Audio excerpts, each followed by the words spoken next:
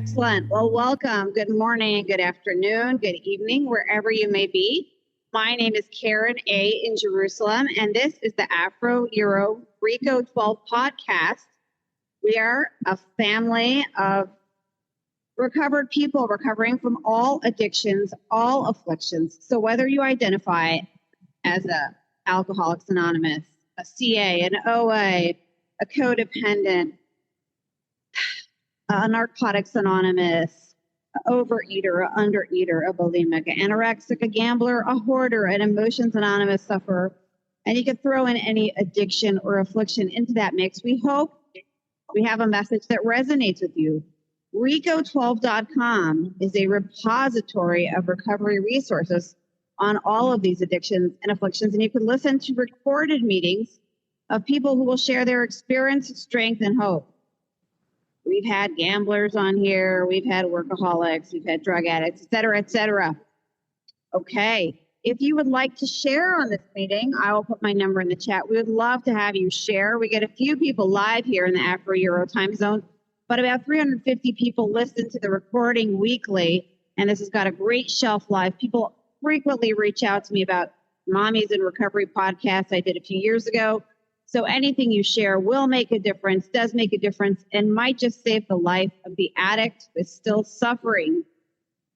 If you would like to contribute a seventh tradition, you could do so at reco12.com/support.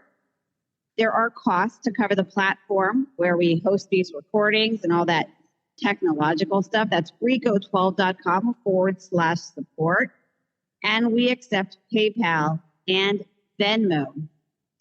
It is my absolute privilege to bring to you my fellow Bobbi G here in Jerusalem. She's actually with me on Zoom, but physically located not so far from me. Bobbi is going to share her experience, strength, and hope about keeping coming back until the miracle happens. Yeah, Bobbi G, you're going to have about 30 minutes to share. And after that, we'll take Q&A. I'll try and help with that. And if the crowd is quiet, you could either keep on sharing or we could wrap up early. Bobbi G, thank you so much for joining us. Thank you, Karen. Thank you for asking me to speak. My name is Bobbi G. I'm originally from Toronto, Canada, and I recently immigrated to Jerusalem 2 months ago, so that will also be part of my journey. I would just like to take a moment and start off with the Serenity Prayer. You're more than welcome to join me. And I'll just begin. God, grant me the serenity to accept the things I cannot change, the courage to change the things I can, and the wisdom to know the difference. So I just want to give a few caveats. This is how we speak in Toronto. I do not speak for OA. This is my story. I will share what it was like, what happened, and what it's like now. You may relate to my story, you may not. If you need to take a nap, go ahead. I have no idea because your cameras are off. And if what I'm saying doesn't relate to you and you can't relate to it, there will be another speaker next week, and that's just fine.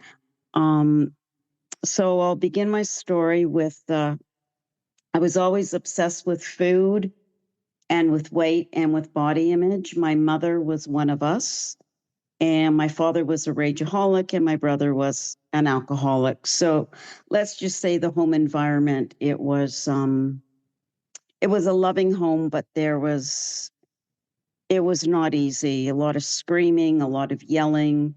It's ironic. I came into program about 40 years ago, and I didn't know my mother she also came into the program, but unfortunately, she died from complications from this disease. And that's what can happen if it's left untreated. So I'm going to talk a bit about what it was like again and what happened and what it's like now. So I always liked sweet things, like many of us, and crunchy things. And from the time I was little, I used to climb up the cupboard and get the sweet things. And what's really sad is my parents thought it was funny, but it wasn't funny. And, and I did all the things that compulsive overeaters do. I would make food and then I'd put it in the garbage and then I'd go in the garbage and take it out. I used to take food off of my siblings' plates. I would eat frozen food. I lived in Israel when I was about 16, 17, and I worked in the kitchen, which is not a good place for a compulsive overeater. And I used to do food preparation. And that's when I started to eat raw meat. And raw meat is really quite good. I didn't get sick from it, I guess because I was so young. And just the things I did with food weren't normal. And then the diets, I did Weight Watchers. I tried different things, and they didn't stick. And tomorrow is a new day. And I'm just recovering from the stomach flu right now. And I was just sharing with Karen before the meeting started that how bulimia is not my thing. I remember I did try X-Lax. I don't think they're on the market anymore. And then I said, that just gives you the runs. And I just felt so sick. Mine was just eating and eating. I'm one of the lucky ones because I didn't have a huge amount of weight to lose, but the obsession was there. And they talk about it in the big book about the obsession of the mind. And I don't want to blame it on my mother, but I was obsessed because my mother was obese and people used to make comments to me, my friends. And I'll be honest, I was embarrassed of my mother because I wanted a skinny mommy and my mother was not skinny. She was the most wonderful person in my life, but she was not thin. And she was obsessed with food and she used to say things to me, well, don't tell your father, and she'd take me out to eat. And my father fat shamed her, so it was not pretty. And then, of course, I end up being a compulsive overeater. And I'd say the theme of my life was when this happens, I will have arrived. And I remember when I was about 16, when I'm thin, come see me then because I will have arrived. And I was not heavy. I wasn't heavy in any way, shape, or form, but I thought I was heavy. And then I'd say my food got worse after I got married because I was cooking for my husband, but it was more the baking. And God bless him, my husband is a normal eater and he'd eat a little bit and then he'd leave it. He says, like, I have an off button. I don't have an off button. And I would eat the stuff I made him. And then my food got out of control. Alcohol is just part of my story because I was drinking more and more alcohol to fall asleep at night. But I didn't drink like vodka or gin or any of the hard stuff. I drank the sweet stuff like Kahlua and Irish Bailey's cream. And I would drink glasses of it to fall asleep until it stopped working. I was suicidal. It was a very, very bad time for me. So when I came into Toronto in 2008, it was very different than it is now. We didn't do the big book. We did do the 12 and 12 of AA. And there was some recovery. So I just want to talk about the must for me. And again, I'm just speaking for me. I'm not speaking for anyone else. I got a sponsor right at the beginning. I could not work this program if I did not have a sponsor. To me, the sponsor is there to guide you in the steps, is to guide you in your food plan, and just a sounding board. And I'll run something by my sponsor. And I remember one sponsor saying to me, well, what would your sponsee tell you? What would you tell your sponsee if you came to your sponsee with this question? And I go, well, yeah, I guess I wouldn't do it or I wouldn't eat it. And it was like, she was a very wise woman. And I remember one of my defects is self-pity. And I'd say, oh, my life is so bad. Things are so bad. And she'd say, okay, well, how about if I wave a magic wand to make everything okay? And I'd laugh and say, okay, fine. Anyway, so back to my story. So I came into program, and there's a section in the big book when we read how it works, and it talks about half measures availed us nothing. So I did do things. I had a sponsor. I went to meetings. I made phone calls. I was abstinent. So I have not been abstinent for 40 years. I wish I could say I was, but I haven't been. And but I got better. I wasn't better. Anyway, so I was in program for a number of years. And then my kids are now 32 and 30. And when my daughter was born, so this goes back 30 years ago, 29 years ago. And again, I was in program all that time. Program was too much. I can't do this anymore. I'm working full time. I don't need the program. I'm just fine. Well, just fine is one of the, I'd say, two very dangerous words in program because that's a pile of crap. So what happened was I was okay at the beginning. I had all this free time. I didn't have to go to meetings. I didn't have to make phone calls. I didn't have to do anything. Well, slowly the food came back. I started eating things that I hadn't eaten in years. The behaviors were really bad, and it was not a good scene. And I was depressed. I was eating the kids' snacks. Again, I was eating things that I hadn't eaten in like 15 years. And I'm going, something's wrong. So God does work in mysterious ways. So what happened was I was working with a woman who was an alcoholic. And I have a love, and I continue to have a love for the program. It is the foundation of my life. And I said to her, I said, Kim, why don't we go to an AA meeting? So I take her to an AA meeting, and I don't think she went back, but I realized I needed to go back. So I then returned to program. And all I can say is, for me, is I will never leave program again. It was very, very difficult to go back to program. It was humbling. Here I am, I'm leaving, and no one said a word to me. They welcomed me with open arms, and they said, Bobbi, we are so happy to see you. And I got a new sponsor. Well, obviously, I'd been away from 4 years, and she was tough. And it was so humbling. I was 50, she was 25, and I'm thinking, what is this 25-year-old going to tell me? She said, okay, you call me every day, and I don't know, whatever time, it was like 5 or 6 in the morning, and you go to 3 meetings a week. And I said, no, you don't understand. I can't go to 3 meetings a week. I work full time, and I have 2 small children. I cannot go to 3 meetings a week. She goes, you don't go to 3 meetings a week, I won't sponsor you. So thank goodness I have a very supportive husband, and I did 3 meetings a week. In one meeting, I used to stay at work. I used to stay after work, and then I'd meet a program friend, and we'd go out, have a very abstinent dinner. It was Swiss Chalet. It doesn't matter if you know it, have a chicken and salad, and it was fine. And I went to those 3 meetings a week. I went to an open AA meeting where they studied the big book, and lo and behold, the depression left, the abstinent came back, and I was working the program. But again, I don't think I truly worked the program. Then I had the unfortunate instance. A lot of times my sponsors would leave the program, or they would lose their abstinence. So I always got a new sponsor. And then I got a new sponsor, and I stayed with her for 14 years. She was a very good sponsor, but things changed, and I needed a new sponsor. But I was going, oh my God, there's no one in Toronto who can sponsor me. Well, that's a bunch of crap. There are sponsors all over the world. And I stayed with her for too long. And I recently switched about a year ago to another sponsor. And all I can say is, if you don't think it's working, have the courage to change sponsors. And then, of course, I was used to live meetings, and then COVID hit, right? So then the introduction of Zoom.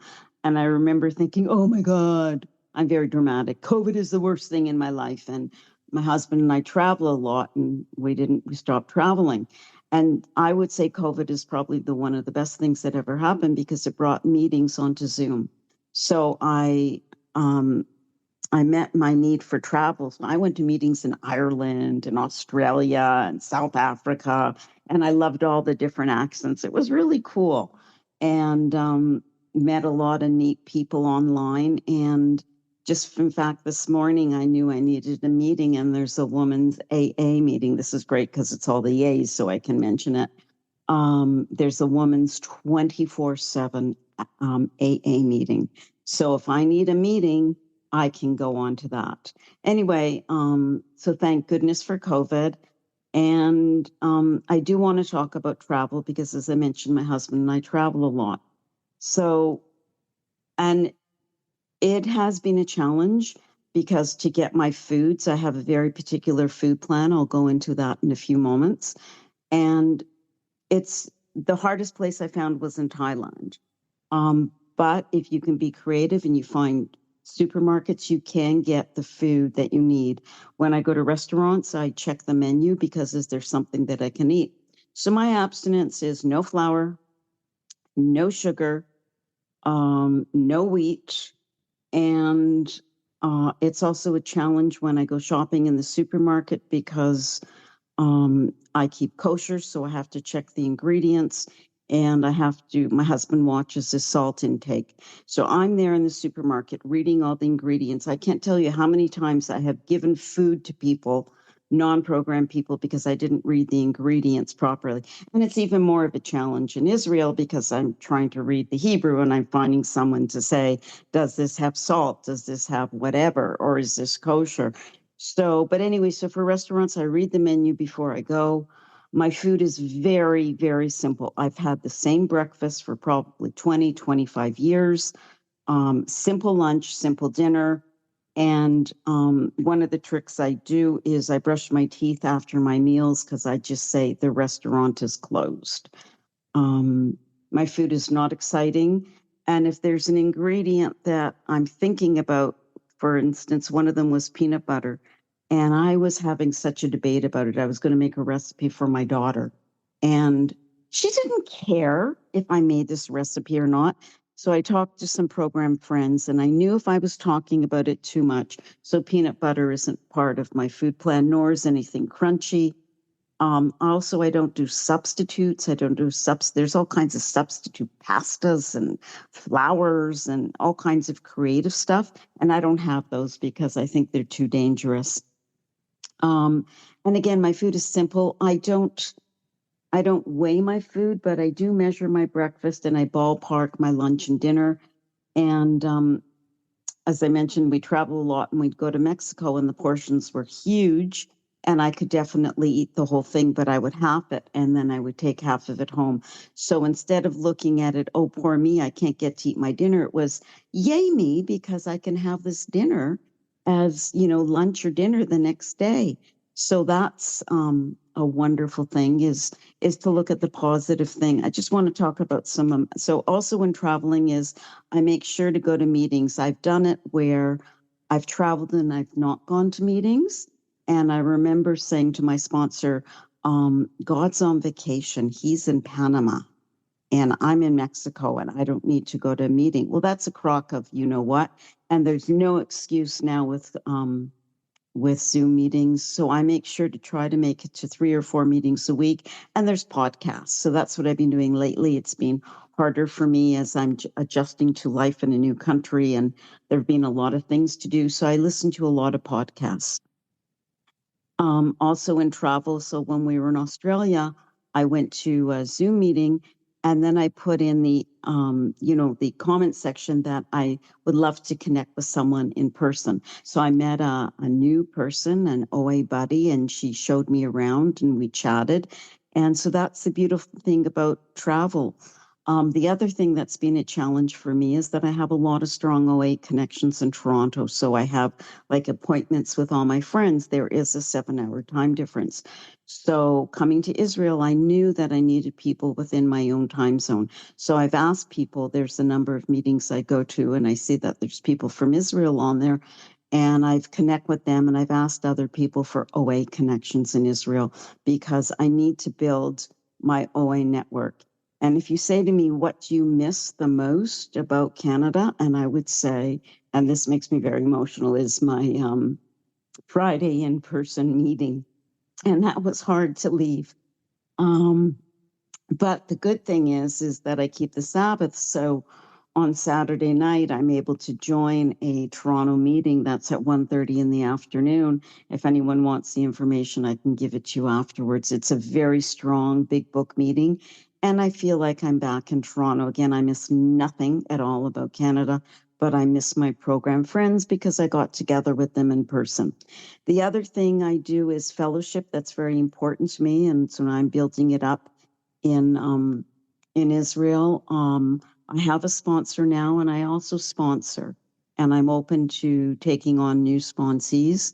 Outreach, as I mentioned, I try to do outreach every day, and I do have, set appointments with people. My food plan is I follow now preparation. So right now I'm going to Hebrew classes, and they're from 8:30 in the morning till 1 o'clock in the afternoon. And I have my meals at very set times. I'm pretty rigid. So I take my lunch with me. Is it a pain to prepare my lunch and take it with me? Yes. But if I'm going somewhere and I don't know what they're going to serve, I take my food with me, because there's nothing that makes me crazier than that I'm not going to be able to get the food, because that just makes me crazy. And that's what I do. My program is very, very simple. My food is simple. I try to uncomplicate things. Also, I have a checklist buddy, so I do a daily review. It's that pretty well what it talks about in step 10 in the big book. I do gratitudes every day. And I remember one of my sponsors said to me, you need to do 5 gratitudes a day. And I go, I have nothing to be grateful for. So she gave me some hints. Well, you have a car. Well, I no longer have a car. I'm in Jerusalem. I do not drive here. But, so I was just putting like simple things. Now it's very easy for me. And then I'm a member of Al-Anon, and I heard this person share, and she said to find evidence of your higher power in your life every day. Now, that was a challenge. Gratitudes are now very easy for me. So I'll give you an example I'll just start crying, of evidence of higher power. So we were moving in on Monday, and we were waiting for the moving company, and I'm downstairs guarding the parking spots. And all the neighbors come down. And I lived in Toronto in a condo for 12 years. I barely knew my neighbors, and no one ever invited me in for a cup of coffee.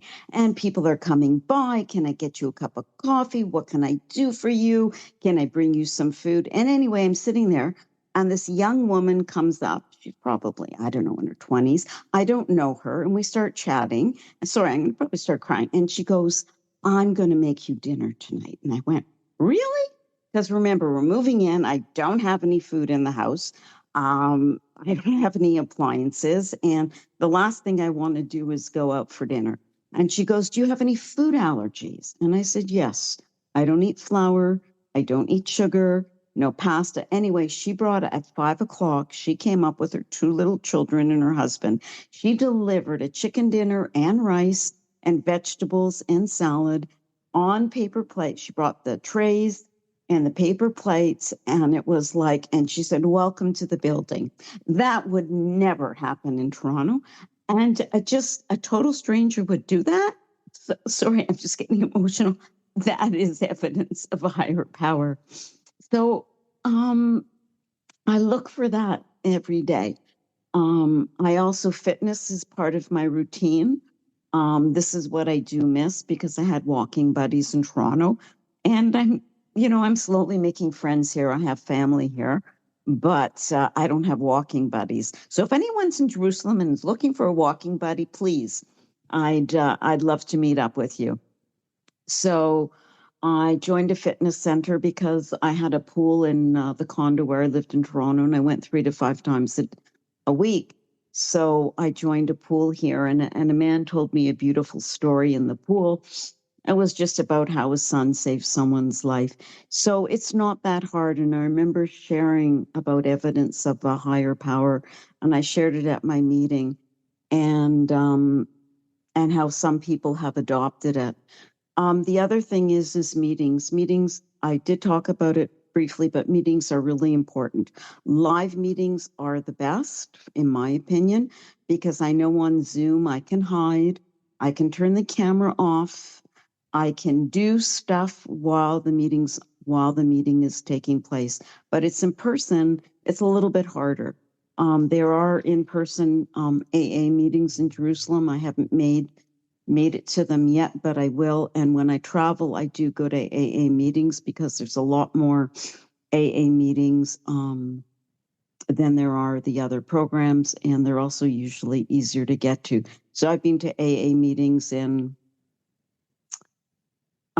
anyway, all over the world. And again, my program is portable, and that's really important.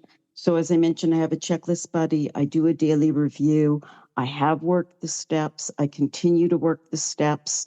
And the reason I like my checklist buddy, she does, we call it in Toronto, we call it a turnaround. So when something is disturbing, we do it. And she is amazing. She will even do preemptive turnarounds. And so she goes to Jamaica and she knows something's going to be disturbing her, and she'll do that. I do them usually when my back is against the wall.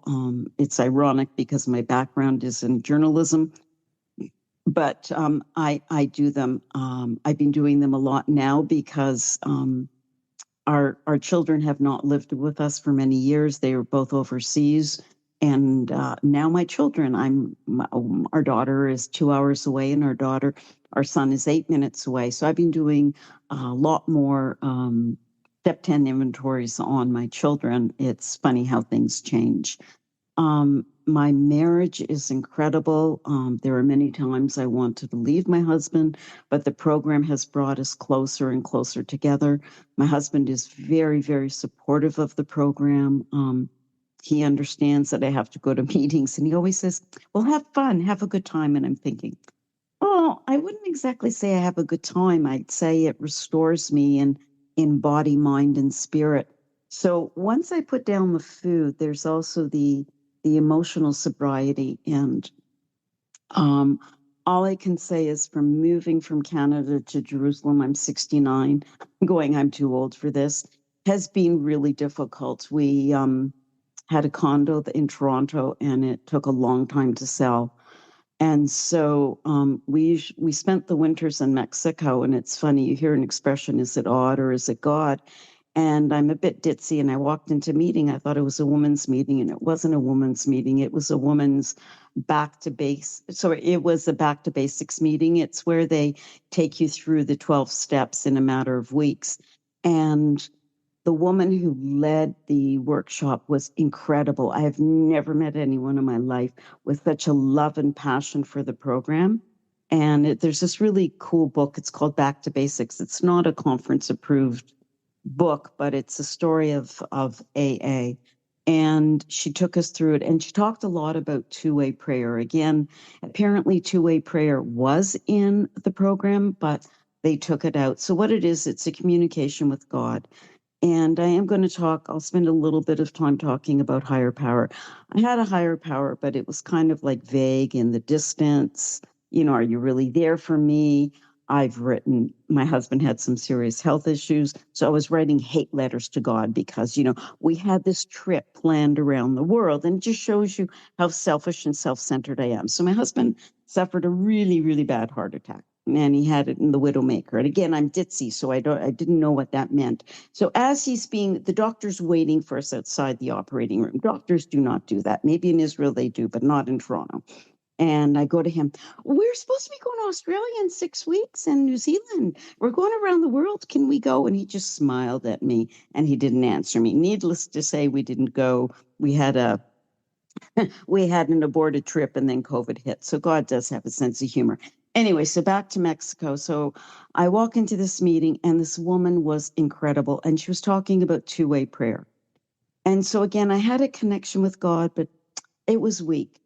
And I've heard again and again on meetings that God is a relationship. So I cultivate my relationships within OA, is that it's important to cultivate a relationship with God. I heard it and I thought, oh yeah, and I'd be jealous of people that had these really, really strong beliefs in a higher power. And that's why I'm saying half measures availed us nothing. Mine was a very, very, very weak connection to writing hate letters to God, although someone said, at least you're connecting to God. Because it was stuff I wouldn't even tell my sponsor because I was just so angry. I don't write hate letters anymore. Anyway, so it talks about how you have something that bothers you. There was a workshop I did at these Zoom workshops. So what my two-way prayer looks like today is, and I've been doing it for 7 months now, and is I listen to a very abbreviated version of the 12 steps. It's about a 10-minute meditation. Then I read from a reading within my religion. It's a very spiritual book. And then I write, and usually I write a recap of maybe the day before and what's bothering me.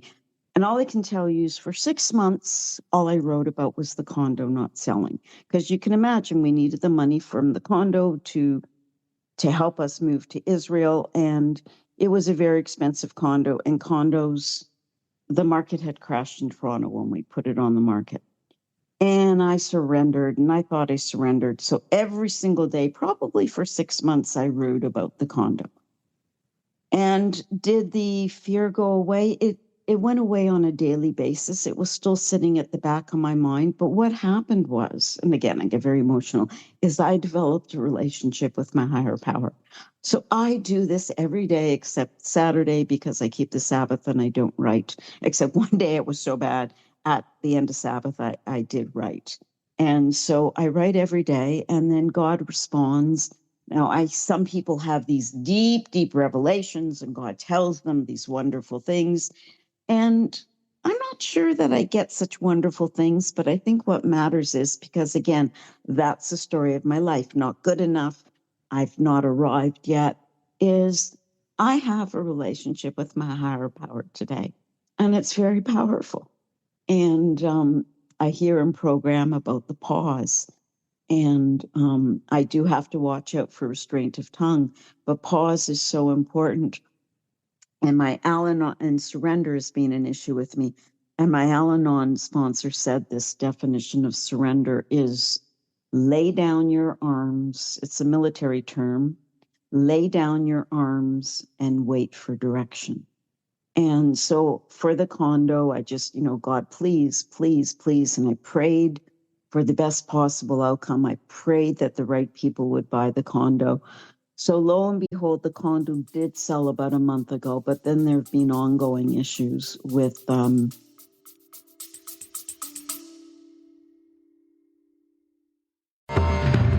Got questions about addiction, recovery, or just life in general? Let's noodle it out together. Grab your big book, a pen, a highlighter, and a notepad, and join Nikki M and me, Justin B, on Reco12 Noodle It Out with Nikki M. Each episode, we take real-life questions, ours, yours, and those from the recovery community, and dig deep into the big book of Alcoholics Anonymous to find real, practical solutions. So, if you're ready to do the work and apply the solution, tune in to Noodle It Out with Nikki M, streaming now on your favorite podcast platform.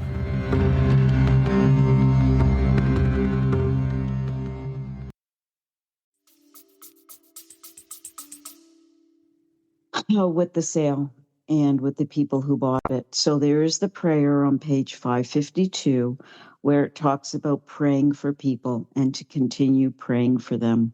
So I've been praying, and the issues that were there have been resolved. But again, I had to keep on going to God and keep on going to God and keep on going to God.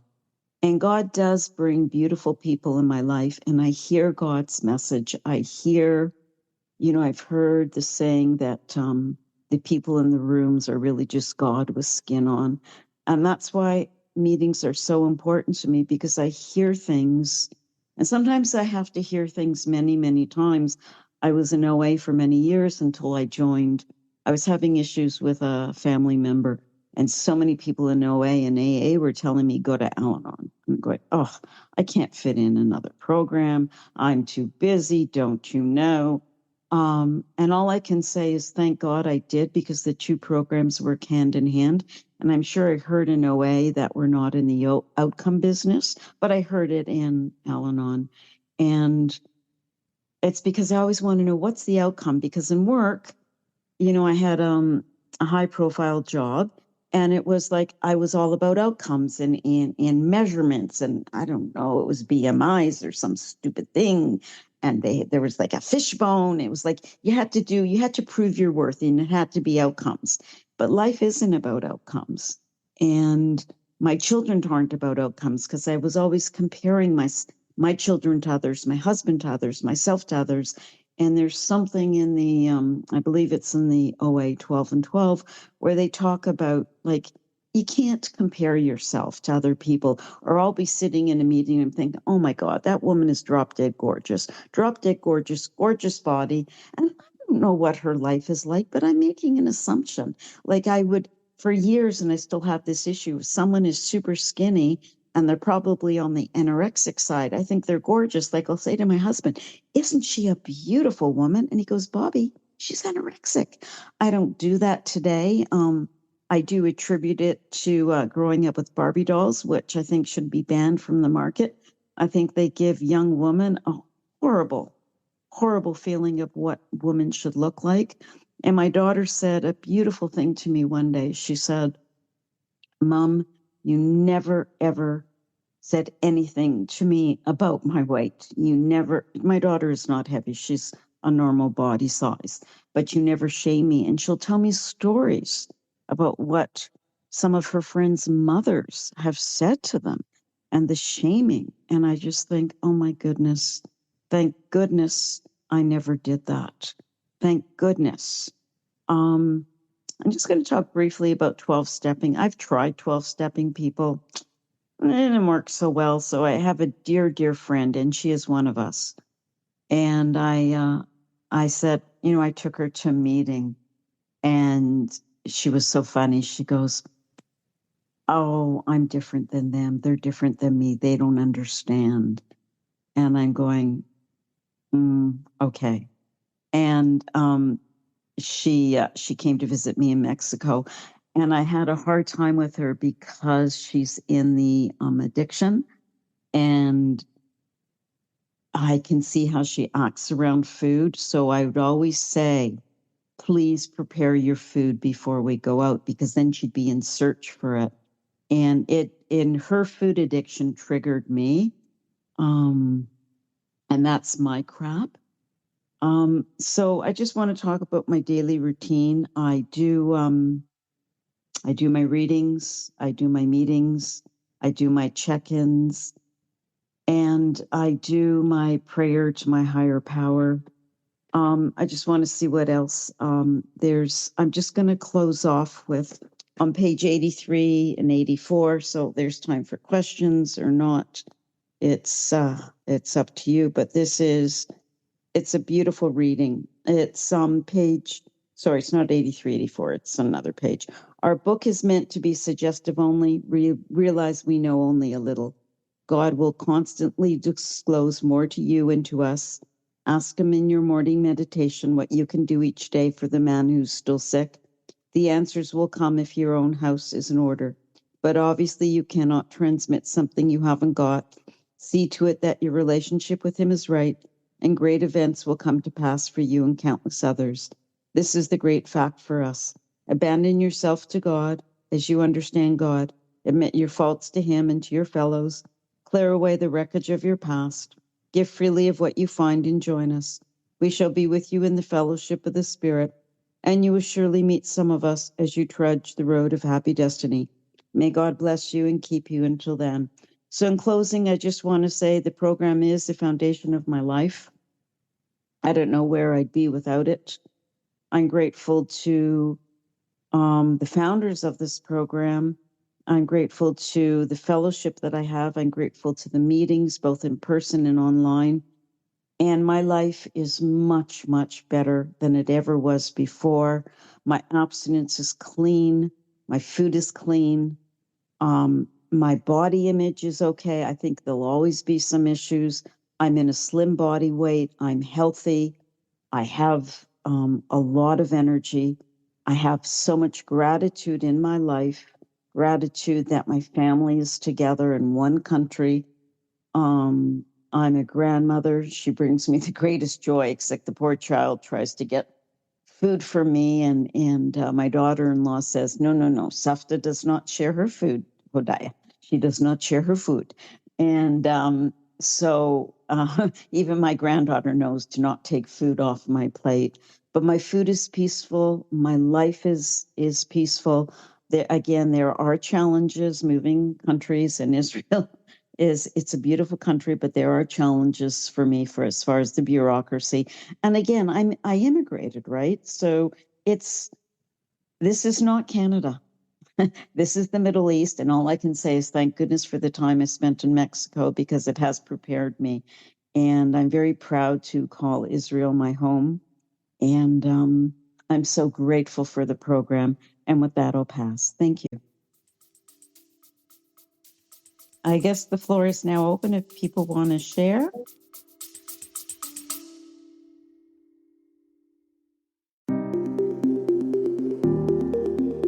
Hey, Spearheads, if you're looking to dive deeper into the big book of Alcoholics Anonymous with people who live the solution, then you won't want to miss Reco12 Big Book Roundtable.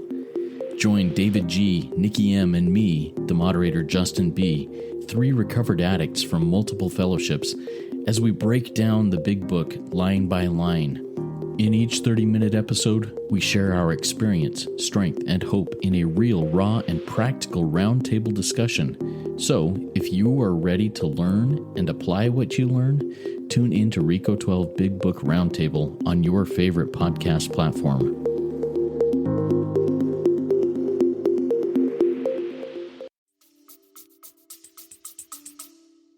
Hi, yes, sorry. That's okay. I was having trouble unmuting on a new phone. Yes, thank you so much, Bobbi. Thank you so much about sharing your experience, strength, and hope working this program through tribulations, through geographical changes, through different issues. We are going to open it up to any questions. If anyone would like to ask any questions. If anyone would like to unmute and go ahead and ask a question, you're free to do so. Hi, thank you so much, Bobbi. What a privilege. Sorry, there's noise around me. What a privilege to hear you and your beautiful journey of recovery. And I'm so happy that we both live in Israel. If you want a walking partner in Beit Shemesh, I would love to be your walking partner. I'm sorry, there's people talking next to me. I just wanted to know a little bit more about, you talked about your wonderful relationship with your husband. I just want to know a little bit about how your program work has affected your relationship with your husband. And since this is Reco12, which is open to everyone, and you could also share, if you want, about how your Al-Anon program, also you work in that helped you with your relationships and your relationship with your husband, because you mentioned that. And you could also talk about other relationships, but I also wanted to hear a little bit about the transformation of your relationships changing, and a little bit about the Al-Anon angle, if you feel comfortable sharing that also. Thank you so much. Thank you for your question. That's a really good one. I didn't appreciate my husband. We have been married for 47 years. Yes, 47. We waited a long time to have children because I didn't want children. And things changed, obviously. We waited 13 years to have children because I didn't want them.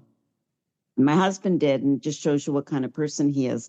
He knew I didn't want children, but he never said a word to me that he wanted them and I didn't. I was 36, the anyway, so I have 2 children now. So how's it changed? Well, there's a story. It's the story where it was called Dr. Alcoholic Addict, but they changed the name of the story. And and it's a great story. It's one of my favorite stories, where it's about acceptance. And I think he's a pharmacist and a doctor, and he talks about his wife. I think her name was Rosie. Anyway, he talked about how everything she did irritated him.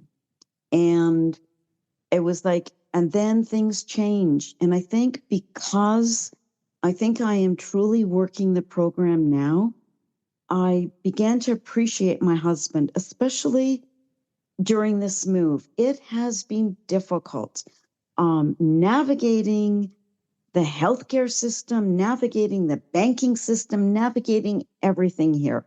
It's one thing when you speak a language, it's a whole other story when you don't. And my husband has been amazing. He's patient, kind, and loving. I am not. I am a witch with the letter B.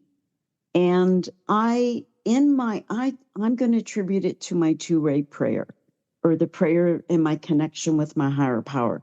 So I have been praying for patience, love, tolerance, and kindness with my husband, because I'm the kind of person we'll get in the car and I am right. I do not have a sense of direction. If you drive in a car with me, do not listen to me. I took my son's mother-in-law 40 kilometers out of her way because I told her we were going to a city called North Bay, which is far from Toronto. And I told her to take a cutoff. I was wrong, but she listened to me. And this is how I am with my husband. I am right. And no, I am not right. I am wrong. And my Al-Anon sponsor says there's more than one right. So there was something that came up the other day. I don't remember what it was. Oh, I know. My husband said something about, I told my kids, I'm going to make dinner for you. And he said, Bobbi, why don't you say, would you like me to make dinner for you? And I'm thinking, well, no, this is what I was thinking, not what I said. I thought, why should I say that? I'm making dinner for them. I'm an amazing mother or mother-in-law. They're not feeling well. I'm going out of my way. I did the shopping. Well, why should I ask them, would you like me to make dinner? And then I paused. They do talk about pause in the big book. And I thought, oh, maybe he's right. Oh, maybe I should have said that. I didn't agree, but I thought about it. And I thought, okay. I said, you know what? You're right. Thank you. And the old me would have said, nah, and I would have told him all the reasons why not. Listen, I am still a work in progress, but what I do is I ask God in my morning meditation, and they talk about it in the big book, about praying for patience, love, tolerance, and kindness. I might not have the words right, and that's what I'm doing. I have also done a lot of step 10s, a lot of turnarounds on my husband. My husband has a serious hearing issue, and he, up till now, I think things might change, is about getting hearing aids, and it's affecting his quality of life. I have done so many turnarounds on him, so many. And then and people complain to me, and it's embarrassing. And I'm going, you have a problem, discuss it with him. And am I happy about it? No. So and I remember hearing in an Al-Anon meeting, acceptance means that you don't have to like it, but you accept it. I mean, I've heard some horrendous stories in Al-Anon. I hear more horrendous stories in Al-Anon and AA than I do in OA. This is just my perspective. I've heard about people losing children and drunk driving. And I heard a man say, and a woman say, terrible things have happened. I don't like it, and I'm angry, and I'm upset, but I accept that this is the way it is. So I accept him now for who he is. Same thing with my children is, not accepting them for who they are. I would be, for instance, I was so jealous of my sister's daughter because she had such a wonderful relationship with her daughter. My daughter was not easy. She was not easy. And it's funny, things do change. And anyway, it doesn't matter. I have a very good relationship with my daughter. I have to watch what I say. I have to watch what I say to my son. So I think I have changed, but so what do I attribute it to? Is the inventories, the spot checks, the turnarounds, the sharing with people in program, sharing at meetings, sharing with my sponsor. And I can't tell you how many times the sponsor would say, go back, and I had to redo inventories, write about it, take it through the steps, because my inclination is to moan and groan and self-pity. That's not part of program.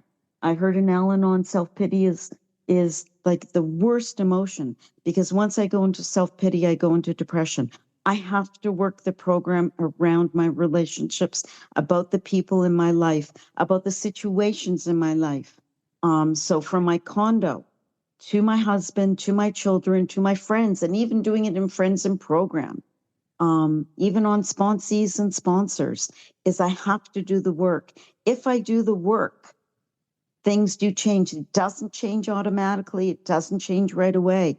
But am I doing the work? Again, I go back to half measures availed us nothing. If I'm not abstinent, I have nothing. If I don't work the program, there's an expression, it's kind of silly, but if like my hair is on fire, then I get nothing. I have to work the program. If I don't work the program, then my relationships are no good. So, but it's a work in progress and it's a daily thing. And for me, it's more than anything with my husband, it's restraint of tongue and pause, and something my Al-Anon sponsor said to me is, does it need to be said? Does it need to be said by me? Does it need to be said now? And that's a really good thing. And also praying before an interaction. I remember I was going for a job interview and I didn't want to be there. And I was full of fear. I sat for a few minutes and I prayed. And there was something recently with the condo that was really bothering me. So I asked my sponsor. So she guided me. It was non-program literature and she's a Christian. And I was so desperate. I was like, oh, I'll take anything. So I read the bloody thing. And what does it say? It says, go to God. And I'm going, great. I read this in Christianity. I read this in Judaism. I'm getting the same message wherever I go. It's go to God. And that is the answer.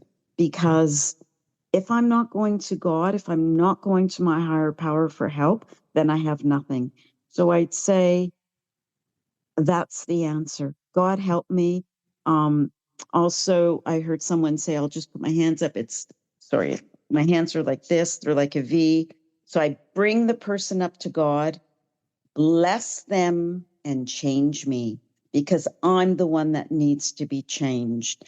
And it's also saying the serenity prayer again and again and again and again. So I hope that answers your question. If anyone else has a question or comment, please come forward.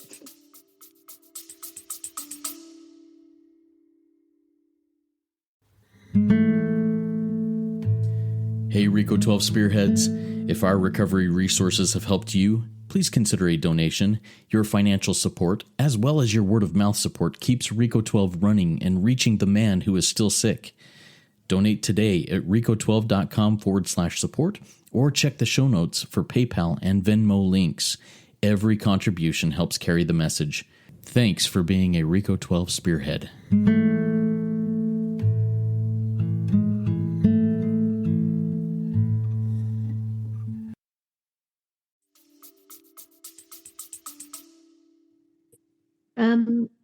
Bobbi, thank you so much for your share. This is my first time hearing an OA share. It's been interesting for me because I've heard about the OA program sort of around the peripherals, and it struck me as so interesting. I have food allergies, so a lot of the abstinence issues that you guys have, well, they're the same for me and have been since childhood. So I really, a lot of what you said there, especially about preparing your meals in advance in some cases, that really hit home for me. And it was a reminder for me that I have discipline in my life in other areas and going back quite a distance. So for me, it's a positive reinforcement, because in my active addiction, your self-esteem drops pretty low, and you don't feel very good about yourself, and you forget that there were times when you were more organized and your life was less chaotic. So thank you. You've given me a sense of order, and I like the guidelines that you shared with us. I also liked what you said about persisting in prayer.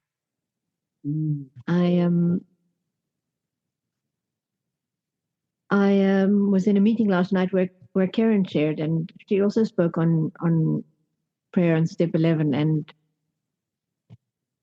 I view it as a sign from the Creator that I should be looking to my prayer more. So thank you for your time, and thank you for your patience. Thank you for sharing. The only reason I turned to the two-way prayer. Thank you for letting me share. Thank you. Thank you. The only reason I turned to prayer because I knew we were putting the condo up for sale, and I was going crazy, and I could see myself spiraling out of control. So there was a motive. And like whenever I do an inventory and people are asking me, like, what is your motive? And so the motive, I'll be honest, wasn't because I was looking to develop a relationship with a higher power. It was because I was so desperate that I would do anything. And that's why I did it, because so it's funny how things work. And you know, again, you'll hear me say, is it odd or is it God? And it was God who brought me to that meeting that I went to in the first place. I had mentioned my friend who's a compulsive overeater, and she was staying with us, and I just needed to get away from her, and I needed a meeting, and then I ended up at that meeting. And that's why I turned to God. So my motive was not pure. It was not, I want to be Mother Teresa. It was, oh my God, I'm suicidal, and is this condo going to sell? That's why I did it. I also go to, as I mentioned, a lot of AA meetings, and I've met a lot of people who are double addicted. And as people know who are alcoholics, alcohol is very sweet. And a lot of times the sugar addiction is underneath the AA addiction. And as I mentioned, Al-Anon has helped me so much with my OA program. And Al-Anon has helped me with my relationships. Again, for me, the two programs work hand in hand because I didn't hear it the first time, but I heard it the second time. And for me, Al-Anon is all about relationships and getting healthier relationships, because that is also very important. And they talk about that in the big book. But again, that was through constant inventory process. And I think we're out of time, unless there's other questions. It's up to Karen. Anyone else have a final question or comment before we ask Bobbi to pray us out here? Can you give us a quick example of how you do a turnaround? I mean, I've done them many ways, and I'm just wondering how you do it, if it can be like quick, because I don't want to take anyone's time. So, thanks. Sure. There's a short version, but it's not a good one. It's like you just check off boxes. So it's basically it's really very similar to the inventory process. It's the situation, what happened, and then what are the defects, and then it's really bringing in steps 6 and 7 is what are the opposite characters. So the defects. So what is the opposite? And then the key is, what would God have me be? And God would have me be loving, patient, tolerant, and kind. God would not have me be a witch. I don't say that, but that's what God would have me be. And it's the opposite. And also to do service. So it would mean, making a phone call to someone who needs it, doing service within my family. So the format is really within the big book. But the thing is to do it and to give it away. And to give it away quickly, and to ask. I think asking for feedback is really important. I know we can be very sensitive, but and a lot of times my defects, I'm dishonest. I thought I was honest. And usually for me, the bottom line is ego, which is for me is easing God out, because I want my way, and it's pride. So it's finding what the defects are, what are the opposite, and what corrective actions am I going to take? And again, what was my motive? So if I was really mean to someone, let's say I was mean to a salesperson. Well, what is my motive? Well, because they didn't do what I wanted them to do, and they're stupid, don't you know it? And they should know what I want. And I have to really watch it with salespeople. I watch my husband on the phone, and he's so nice to them. So that's something that I have to work on. So what is my motive? It's because I'm not getting my way, and someone's not doing what I want them to do, or someone can bump into me in the supermarket and I'm ready to chop their head off. So what is my motive? Is someone slighted me in some way and I didn't get my way? And to me, that's probably one of the most important parts of the inventory, because I can see it's like self-will run riot. So it is, for me, it's very important to do, and I hate looking at it, but do I want to change and grow, or do I want to stagnate? And So I hope that answers your question. Okay, thank you so much, Bobbi, for sharing your experience, strength, and hope here today. All of you who are interested, this recording will be on the Reco12 website. Usually it's up by Wednesday. If not, you could always hit me up personally. I put my number in the chat. You can check out this and other recordings at reco12.com. Bobbi, thank you for being an inspiration, encouraging us to reach out, reminding us that even if it's not, peaches and cream,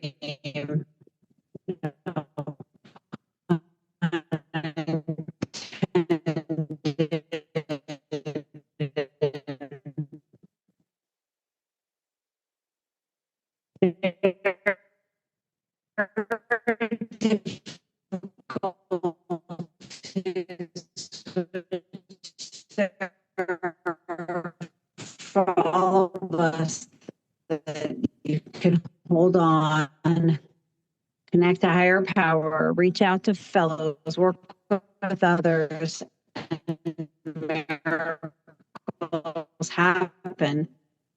And with that, I will ask you to pray us out with the prayer of your choice, Bobbi. Thank you, Karen. Can I be end the heard? way- You can now. It was kind of shaky, but it's okay. I'll just end the way I began with the Serenity Prayer, because I think the Serenity Prayer encapsulates the program and the 12 steps. So those who care to, please unmute. And I'm going to do the we version of the Serenity Prayer, which is: God, grant us the serenity to accept the things we cannot change, Accept the things we cannot change. courage to change the To things change we the can, So we can and the wisdom to know the difference. know the difference. And keep coming back. More than anything else, keep coming back. Thank you. Bye-bye.